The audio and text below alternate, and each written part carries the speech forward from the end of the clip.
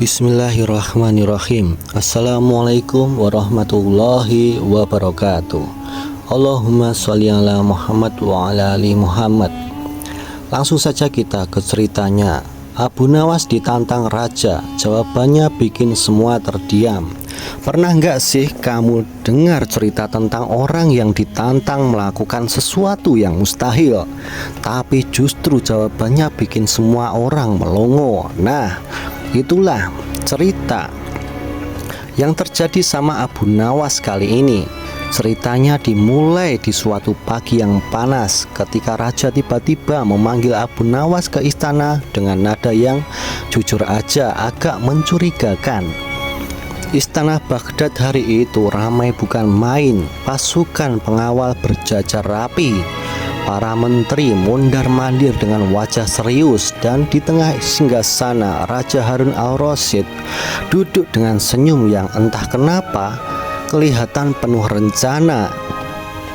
Abu Nawas yang baru masuk langsung curiga.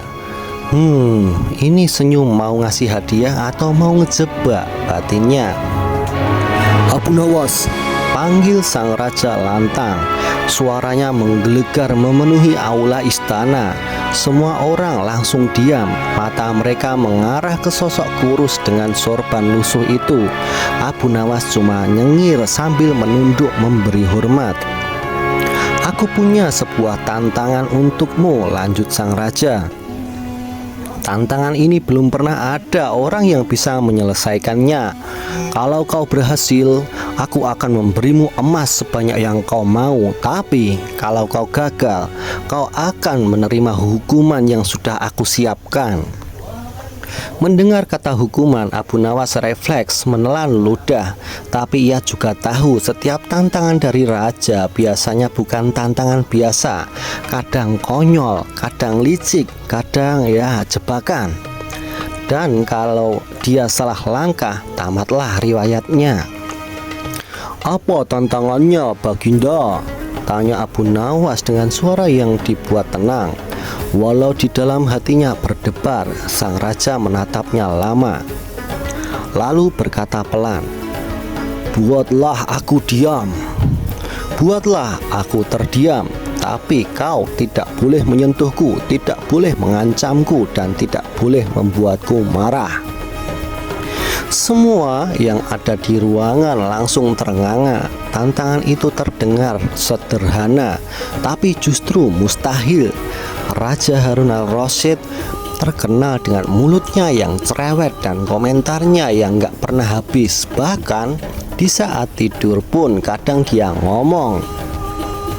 Kalau kau berhasil, sambung raja, aku akan angkat kau menjadi penasihat utama istana. Nada bicaranya seperti memancing, dan disitulah Abu Nawas tahu ini pasti ujian licik. Raja ingin melihat sejauh mana kecerdikannya. Abu Nawas mengangguk pelan. Baiklah Baginda, tapi izinkan aku berpikir dulu. Sang raja tertawa. Silahkan, tapi ingat kau hanya punya waktu 3 hari. Semua mata mengawasi Abu Nawas yang perlahan mundur lalu melangkah keluar dari aula. Begitu keluar, ia menarik nafas panjang. 3 hari untuk membuat raja terdiam tanpa melanggar hukum. Ini bukan sekedar tantangan, ini perang otak, gumamnya. Dan ia tahu jika salah sedikit saja ia bisa kehilangan segalanya. Abu Nawas pulang ke rumahnya yang sederhana. Sepanjang jalan ia memutar otak. Apa yang bisa bikin raja terdiam? Menunjuk sesuatu, mengucapkan sesuatu, atau membuatnya berpikir keras sampai nggak bisa bicara. Di pasar ia melihat seorang pedagang kain tua sedang melipat gulungan kain sutra. Ide kecil mulai muncul di kepalanya, tapi ia belum yakin apakah itu bisa berhasil. Tantangan ini terlalu beresiko untuk asal-asalan. Malamnya Abu Nawas duduk di depan meja kayu kecil. Ia menulis sesuatu di selembar kertas, lalu merobeknya, menulis lagi, lalu merobek lagi. Entah sudah berapa kali ia mengulang, tapi belum ada yang pas. Wajahnya tegang. berbeda jauh dari biasanya. Di luar, angin malam bertiup pelan. Abu Nawas memandang bulan lalu tersenyum tipis. Mungkin ini bukan soal apa yang aku katakan. Mungkin ini soal apa yang aku buat dia rasakan. Sebuah rencana mulai terbentuk di kepalanya. Dan tanpa disadari, rencana itu akan membuat seluruh istana terkejut dan membuat Raja Harun al-Rasyid membisu untuk pertama kalinya dalam hidupnya. Pagi itu Abu Nawas bangun lebih awal dari biasanya. Wajahnya terlihat segar, tapi matanya menyimpan kilatan yang jarang terlihat. Hari ini aku mulai jalankan bagian pertama dari rencana, gumamnya. Tapi ia belum bilang ke siapapun apa rencana itu, bahkan kepada tetangganya yang biasanya selalu kepo. Ia melangkah ke pasar besar Baghdad. Orang-orang menyapanya, tapi Abu Nawas cuma membalas dengan senyuman tipis. Langkahnya terarah ke sebuah toko kecil di pojokan pasar milik seorang pengrajin kayu tua. "Paman, aku butuh sesuatu yang aneh," katanya sambil mencondongkan badan. Si pengrajin menatap curiga. "Aneh seperti apa, Abu Nawas?"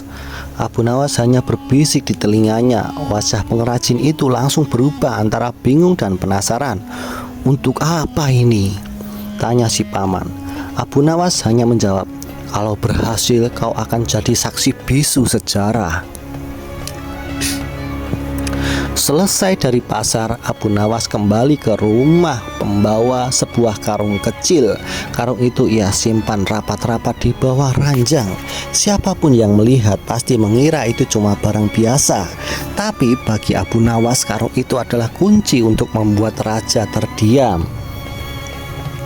Malamnya ia pergi diam-diam ke pinggiran kota, ke rumah seorang penulis kaligrafi terkenal. "Aku butuh kau menulis sesuatu untukku," kata Abu Nawas. "Tulisan ini harus indah, rapi, dan tidak boleh ada yang mengerti artinya kecuali aku." Penulis itu mengangkat alis. "Tulisan misterius? Untuk apa?" Abu Nawas cuma tersenyum sambil mengedipkan mata. "Untuk membuat seorang raja berhenti bicara." Si penulis tak berani banyak tanya. Ia hanya mengerjakan pesanan itu sampai larut malam. Keesokan harinya Abu Nawas mencoba menggabungkan kedua benda yang ia pesan, kayu dari pengrajin dan gulungan kertas dari penulis. Ia duduk lama di lantai, merangkai keduanya dengan teliti. Sesekali ia tersenyum puas, seolah bayangan kemenangan sudah ada di depan mata. Sementara itu, kabar tantangan raja sudah menyebar ke seluruh kota. Orang-orang mulai bertaruh. Ada yang yakin Abu Nawas bakal gagal, ada juga yang percaya ia akan menang. "Mana mungkin membuat raja terdiam tanpa menyentuhnya," kata seorang pedagang rempah-rempah. 3 hari yang dijanjikan raja hampir habis. Abu Nawas memutuskan untuk beristirahat sejenak. Ia meneguk teh hangat sambil memandangi karung kecilnya. "Besok istana akan melihat sesuatu yang belum pernah mereka lihat," ucapnya pelan. Malam itu ia bermimpi aneh. Dalam mimpinya raja duduk di singgasana tapi wajahnya kosong. Matanya tak berkedip, mulutnya terkatup rapat. Semua orang di istana panik. Abu Nawas terbangun dengan keringat dingin, tapi entah kenapa ia merasa mimpi itu adalah pertanda baik. Pagi menjelang, Abu Nawas mengenakan jubah terbaiknya. Ia membawa karung kecil di tangannya, melangkah menuju istana dengan langkah ringan. Sepanjang jalan orang-orang menatapnya penuh rasa ingin tahu, apa dia benar-benar bisa bikin raja diam. Bisik-bisik terdengar di mana-mana. Di gerbang istana, para penjaga memeriksanya. "Apa yang kau bawa?" tanya salah satu. Abu Nawas tersenyum santai. "Benda yang akan mengubah sejarah Baghdad," jawabnya. Para penjaga saling pandang, tapi membiarkannya masuk. Di aula besar, raja sudah menunggu dengan tatapan penuh tantangan. "Abu Nawas, waktumu hampir habis. Apa kau siap?" Abu Nawas menunduk hormat. "Siap, Baginda, tapi aku hanya minta satu syarat kecil sebelum memulai." Raja mengangkat alis. Syarat? Apa itu? Abu Nawas mendekat lalu berkata pelan, biarkan semua orang tetap di tempat mereka. Jangan ada yang bergerak atau berbicara sampai aku selesai. Raja menatapnya lama lalu mengangguk. Dan tepat ketika semua orang menahan napas, Abu Nawas membuka karung kecil itu perlahan. Semua mata terbelalak mencoba melihat apa yang ada di dalam. Dan detik itu juga suasana istana berubah menjadi tegang. Begitu karung terbuka, semua orang di aula mencondongkan badan, tapi yang mereka lihat bukan emas, bukan permata, bukan pula senjata. Di dalamnya hanya ada sebuah kotak kayu kecil yang diukir indah, tertutup rapat dengan segel lilin merah. Raja mengerutkan dahi. Kotak ini yang akan membuatku terdiam? Tanyanya dengan nada mengejek. Abu Nawas hanya tersenyum dan mengangguk. Ya Baginda, tapi jangan dibuka dengan tangan, biarkan aku yang membukanya. Para menteri mulai berbisik-bisik. Ada yang yakin ini hanya trik murahan, ada juga yang mulai merasa ada yang janggal.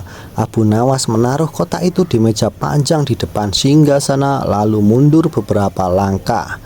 Sebelum aku membukanya, kata Abu Nawas, aku ingin semua orang yang ada di ruangan ini mengingat bahwa apapun yang kalian lihat nanti tidak boleh kalian jelaskan dengan kata-kata. Ruangan langsung hening. Instruksi itu terdengar aneh tapi justru bikin penasaran. Raja melipat tangan di dada. Baiklah, buka sekarang, perintahnya. Abu Nawas mengambil pisau kecil, memotong segel lilin, lalu perlahan mengangkat tutup kotak itu. Semua orang menahan nafas. Dari dalam kotak, Abu Nawas mengeluarkan gulungan kertas kuno yang dihias dengan tulisan kaligrafi indah. Huruf-hurufnya asing, bukan Arab, bukan Persia, dan tak seorang pun di ruangan itu yang tahu bahasa tersebut kecuali Abu Nawas. Raja mencondongkan tubuh. Apa yang tertulis itu? Tanyanya. Abu Nawas tidak menjawab. Ia hanya membuka gulungan itu lalu menaruhnya di meja. Tatapan raja perlahan berubah dari penasaran menjadi bingung. Kau mengerti bahasa ini? Desak raja. Abu Nawas tersenyum samar. Tentu saja Baginda, tapi kalau aku membacakannya efeknya akan hilang. Baginda harus membacanya sendiri dalam hati. Rasa penasaran raja sudah memuncak. Ia mengambil gulungan itu dan mulai membaca. Matanya bergerak mengikuti huruf-huruf asing tersebut. Beberapa detik kemudian bibirnya mulai terbuka lalu menutup lagi, seolah-olah kata-kata yang ingin keluar tertahan. Semua orang di ruangan saling pandang. Raja mencoba berkata sesuatu tapi suaranya tidak keluar. Matanya membulat. Ia memegang gulungan itu erat-erat lalu menatap Abu Nawas dengan ekspresi yang sulit dijelaskan. Baginda, tak perlu memaksakan diri. Kalau kau ingin berbicara, lepaskan dulu gulungan itu, kata Abu Nawas tenang.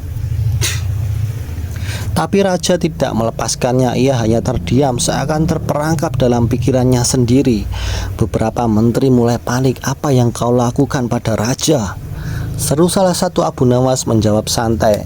Aku tidak melakukan apapun, hanya memberinya sesuatu yang tidak bisa dijelaskan dengan kata-kata. Penonton di aula mulai berbisik-bisik lagi. Ada rasa takjub, ada juga rasa takut. Mereka tak pernah melihat raja benar-benar terdiam seperti ini. Biasanya bahkan saat marah raja akan berteriak, tapi sekarang hening. Setelah hampir 1 menit, raja akhirnya menaruh gulungan itu di meja. Ia memandang Abu Nawas lekat-lekat, bibirnya bergetar, tapi ia hanya menghela nafas panjang tanpa sepatah kata pun. Dan di detik itulah semua orang menyadari Abu Nawas baru saja memenangkan tantangan. Tapi mereka juga tahu pasti ada rahasia besar di balik gulungan kertas itu. Rahasia yang hanya Abu Nawas sendiri yang tahu. Aula istana masih sunyi, hanya terdengar detak jam pasir di sudut ruangan. Raja yang biasanya tak pernah kehilangan kata-kata kini duduk membeku di singgasananya. Matanya masih sesekali melirik gulungan itu, seolah tak percaya dengan apa yang baru ia baca. Abu Nawas berdiri tenang di tengah aula. "Baginda," katanya perlahan, "aku sudah menyelesaikan tantangan. Tugasnya membuat Baginda terdiam, dan sekarang Baginda terdiam." Para menteri saling berbisik, beberapa mengangguk setuju, yang lain masih menatap curiga. "Kau harus jelaskan apa maksud semua ini. Kau harus jelaskan apa maksud semua ini," bentak salah satu penasihat kerajaan, yang rupanya sudah tak tahan dengan misteri ini. Tapi Abu Nawas hanya tersenyum tipis. "Tidak semua hal harus dijelaskan, Tuan. Kadang diam itu sendiri adalah jawabannya." Raja mengangkat tangan memberi isyarat agar semua orang diam. Bibirnya masih tertutup rapat, namun dari sorot matanya terlihat ia sedang berpikir keras. Wajahnya tidak menunjukkan kemarahan, justru ada sedikit senyum di ujung bibirnya. "Aku akan berbicara nanti," akhirnya raja berkata pelan. Suaranya agak serak, seolah ia baru saja menahan kata-kata terlalu lama. Semua yang ada di ruangan terkejut. Jarang sekali raja menunda pembicaraan seperti ini.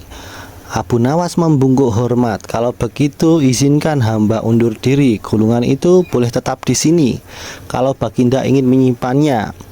Ia lalu mundur perlahan, tapi matanya sempat bertemu dengan mata raja. Tatapan itu seperti saling memahami sesuatu yang orang lain tidak tahu.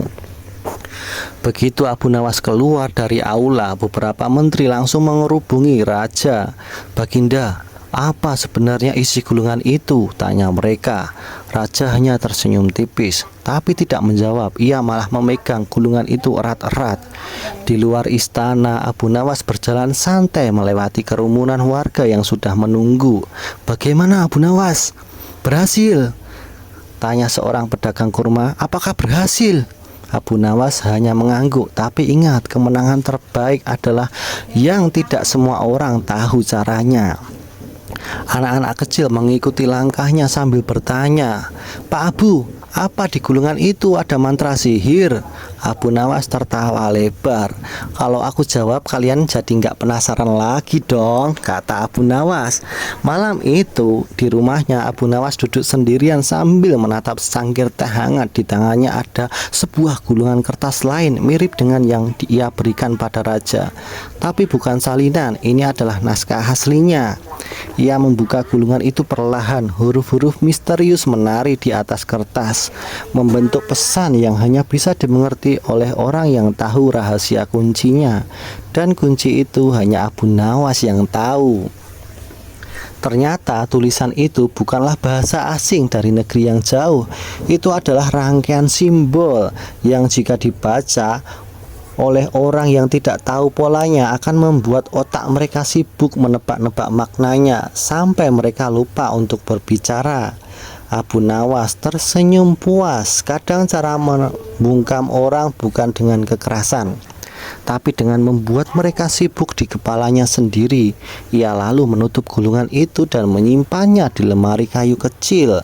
Namun, ia tahu kemenangan ini belum tentu membuat raja berhenti mengujinya.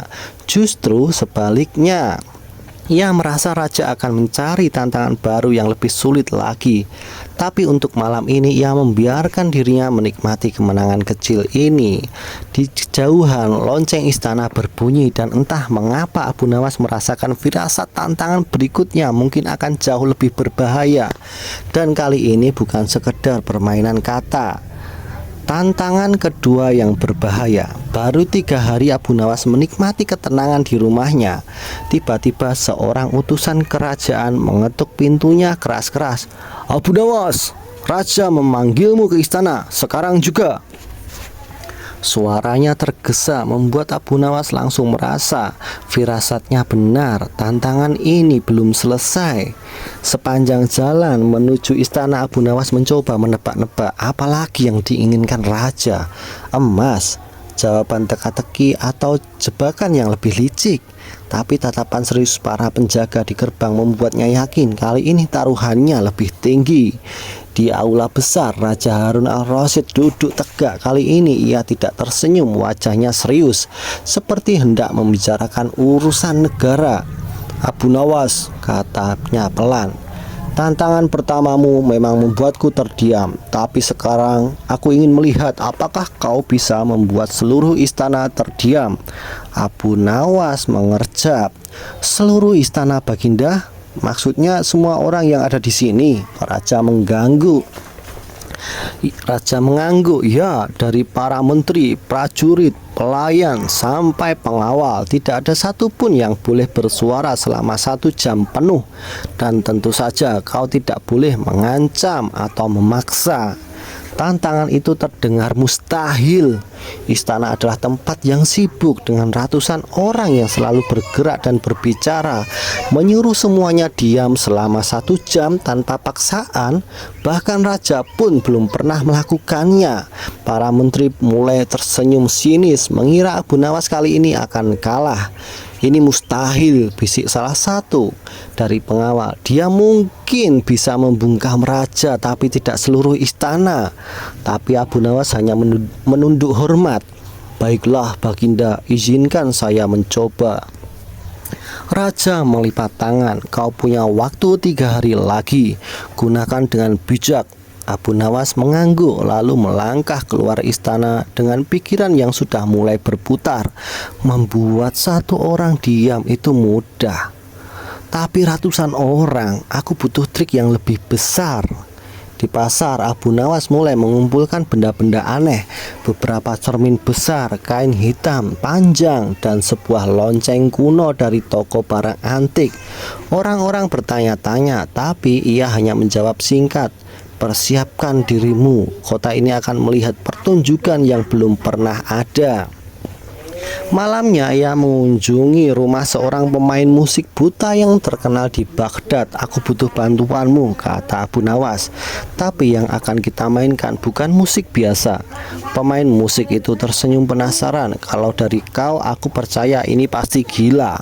Abu Nawas lalu menjelaskan rencananya dengan suara pelan. Semakin ia berbicara, mata si pemain musik semakin membesar. Kalau ini berhasil, semua orang akan diam. Bukan karena dipaksa, tapi karena takjub, ujarnya. 2 hari berikutnya Abu Nawas mengatur semuanya. Ia memposisikan cermin-cermin di titik strategis aula istana, menutupnya dengan kain hitam, dan menyiapkan lonceng kuno itu di tengah ruangan. Semua orang yang melihat persiapan itu hanya bisa menggeleng. Raja mulai tidak sabar. Abu Nawas, kau benar-benar yakin dengan ini semua?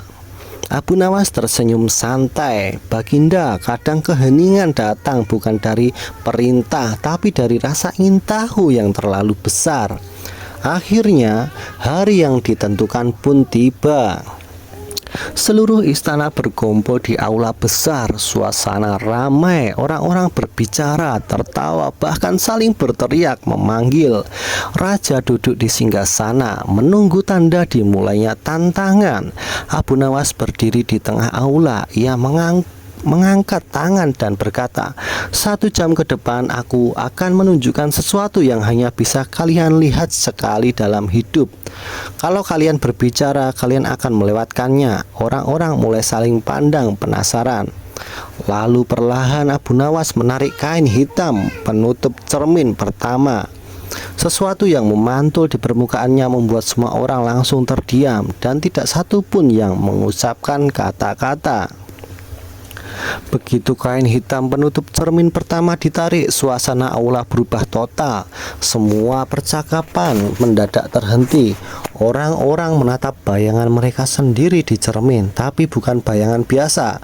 Ada sesuatu yang aneh pada pantulan itu. Raja memicingkan mata. Apa ini? Gumamnya pelan.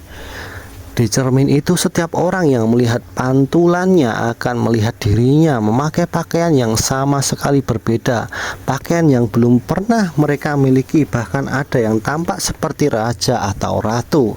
Beberapa pelayan yang biasanya banyak bicara tiba-tiba terdiam, terpaku menatap versi lain dari diri mereka.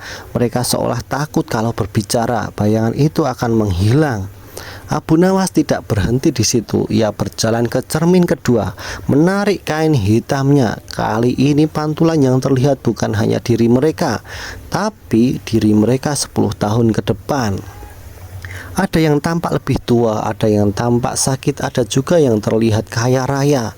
Gumaman kecil terdengar dari sudut aula tapi langsung menghilang. Rasa penasaran membuat mereka lebih memilih diam dan menatap lekat-lekat, mencoba memahami apa maksud dari semua ini. Raja bangkit dari singgasananya, berjalan mendekati cermin kedua. Ia melihat pantulannya sendiri. Wajahnya tampak sedikit lebih tua, tapi senyumannya lebih lebar, seperti baru saja memenangkan sesuatu yang besar. Sorot matanya berubah, ada sedikit rasa takut bercampur harapan. Abu Nawas melangkah ke cermin ketiga dan ini adalah puncaknya. Katanya ia menarik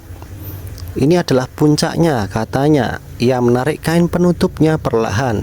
Kali ini pantulan yang terlihat benar-benar tak terduga. Bukan masa lalu, bukan masa depan, melainkan rahasia terdalam setiap orang. Seorang prajurit besar yang terkenal galak tiba-tiba menutup mulutnya rapat-rapat di pantulan. Ia melihat dirinya sedang menangis seperti anak kecil memeluk sebuah boneka lusuh. Air matanya hampir jatuh, tapi ia berusaha tegar. Seorang menteri melihat dirinya mengenakan pakaian compang-camping memungut remah roti di jalanan. Wajahnya pucat pasi. Ia langsung menunduk, tidak berani melihat lagi.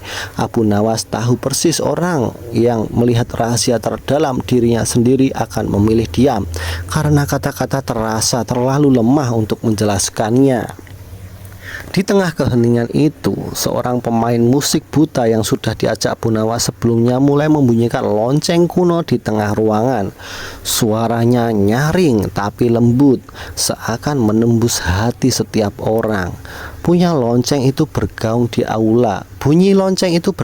aula, memantul dari cermin ke cermin, membuat suasana semakin hening. Bahkan suara napas orang-orang terdengar jelas. Satu persatu orang mulai menunduk. Tidak ada yang berani berbicara, tidak ada yang mau mengganggu momen ini. Mereka tenggelam dalam pikiran masing-masing. Raja berdiri di depan cermin ketiga cukup lama sebelum akhirnya kembali duduk tanpa sepatah kata pun. Sorot matanya menunjukkan bahwa ia sudah mengerti maksud Abu Nawas. Dan di detik itu Abu Nawas tahu ia baru saja membungkam seluruh istana, bukan dengan ancaman tapi dengan menghadapkan setiap orang pada dirinya sendiri. Keheningan yang diciptakan Abu Nawas awalnya terasa damai sampai sebuah teriakan memecah suasana. Tidak, ini bohong. Seorang menteri tiba-tiba menunjuk cermin ketiga dengan wajah merah padam. Sorot matanya penuh kemarahan bercampur rasa takut. Semua orang langsung menoleh. Menteri itu berusaha menutupi cermin dengan jubahnya, tapi pantulan yang memantulkan dirinya terus terlihat. Ia akhirnya berlari keluar aula, membuat beberapa orang mulai bergumam lagi. Abu Nawas mengerutkan kening. Aku tidak menyangka akan ada yang bereaksi seperti ini, pikirnya. Ia tahu bahwa menghadapkan orang pada rahasianya sendiri bisa menimbulkan rasa malu atau bahkan kemarahan. Raja mengangkat tangan memberi isyarat agar semua diam lagi. Tapi bibirnya sedikit menegang. Abu Nawas, ini memang berhasil membungkam mereka, tapi aku melihat ketakutan di mata sebagian orang, ujarnya pelan. Beberapa pelayan mulai menangis pelan setelah melihat pantulan masa depan mereka yang suram. Seorang prajurit bahkan meninggalkan tempat sambil gemetar, seolah apa yang ia lihat di cermin benar-benar menghantam hatinya. Pemain musik buta yang membunyikan lonceng berhenti sejenak. Abu Nawas, mereka bukan hanya diam, mereka juga terguncang, bisiknya. Tapi Abu Nawas tetap tenang, meskipun di dalam hatinya ia mulai khawatir. Keadaan semakin tegang ketika salah satu bangsawan berpengaruh mendekati raja dan berbisik, "Baginda, benda-benda ini berbahaya. Siapa tahu Abu Nawas menggunakan sihir terlarang untuk memanipulasi kita." Raja hanya menatapnya sekilas tapi tidak menjawab. Ia tahu Abu Nawas punya akal yang luar biasa, dan semua ini sepertinya bukan sihir, tapi tetap saja efeknya sangat kuat. Tiba-tiba dua prajurit istana melangkah ke arah Abu Nawas seolah hendak mengamankannya. "Atas perintah siapa kalian bergerak?" tanya Abu Nawas sambil tersenyum tipis. Para prajurit saling pandang lalu mundur lagi. Suasana aula jadi aneh, hening tapi tegang. Semua orang seperti terjebak di antara rasa ingin tahu dan rasa takut akan apa yang mungkin mereka lihat tadi. Abu Nawas lalu melangkahkan ke depan cermin pertama dan menutupnya kembali dengan kain hitam. Tontonan selesai, katanya tegas. Beberapa orang tampak lega, tapi ada juga yang justru kecewa karena tidak bisa melihat lebih lama. Raja menatap Abu Nawas lama sekali sebelum akhirnya berkata, "Kau memang berhasil, tapi aku tidak tahu apakah aku harus berterima kasih atau marah." Abu Nawas membungkuk hormat. "Baginda, kebenaran kadang memang menyakitkan, tapi setidaknya untuk 1 jam tadi seluruh istana memilih diam." Raja menghela napas panjang. "Pergilah Abu Nawas, aku butuh waktu memikirkan semua ini." Suaranya datar tapi nadanya menunjukkan bahwa tantangan ini telah menyentuh hatinya lebih dalam dari yang ia perlihatkan.